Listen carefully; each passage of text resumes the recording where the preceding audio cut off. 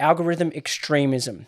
And what I mean by that is the algorithms and the social media, the areas that we play and the information that's given to us across various platforms through our phone, our laptop and our TV is feeding us the information for which the algorithm believes we want to see. And then because we see more of it in turn, we are given more of it. Take, for example, us being young men, and even, Andrew Tate or anybody else that's in the kind of more, not extreme masculinity, but people who are talking about that, we are then fed more information based on that. Then we are consuming more information based on that. Then we are led to believe that that is in turn its own crisis because we're not given the plethora of other information to equalize. But if you shut off the phone messaging. and walked outside, it doesn't happen as much. Exactly. So what I'm thinking is algorithm extremism, coining the term, is the trajectory for society going into positioning everybody in their own extreme algorithm states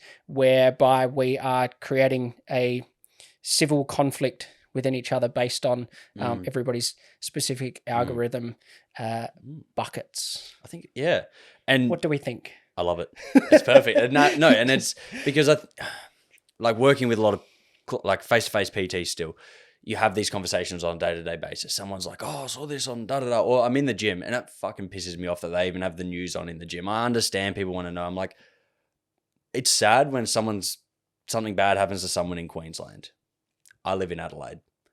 Like, and so like we're also on the same level of we're shown all these things that are, like you said, to the masculinity point, but then I'm also shown all these terrible events in the whole world.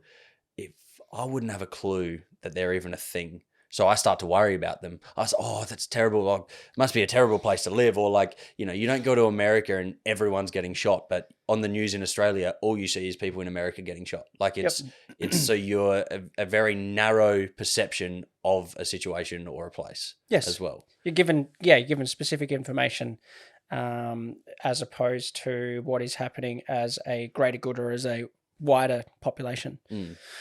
I wonder whether, ourselves included and everybody listening, whether we should and could have an activity where we're listening to a conversation, it goes down a particular path or there is a theme to it, whether we think of, putting a mental framework around, I wonder what this person's extreme algorithm is, and I wonder what information they are taking from their extreme algorithm in order to provide the backing for this conversation. And is this something that they genuinely believe, or is this something that they've not been manipulated to believe? It's something that they've been given a vast majority of information on a single bias side of the conversation. So when we've both got our Apple Vision Pros on and we're having the conversation on the side here, it says, this is Sam's algorithm, the stuff he gets fed on social media. I'm like, that's why he's the way he is. Like, yes, exactly. And then tomorrow he's changed because he looked at one video of a dog and then it's like gone. So, but another thing, that's the rise in Australia. Who the fuck ever said left and right wing?